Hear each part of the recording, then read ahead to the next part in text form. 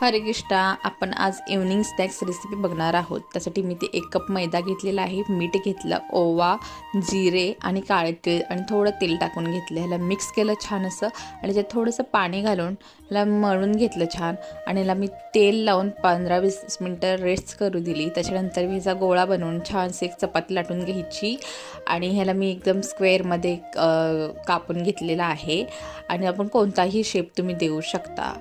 तर इथे मी ना थोडंसं फ्लावरसारखं बनवून घेणार आहे. तर मी ते पाकळीसारखं, फुलाच्या पाकळीसारखं असं शेप दिला आहे आणि खूप सुंदर दिसत होती ही.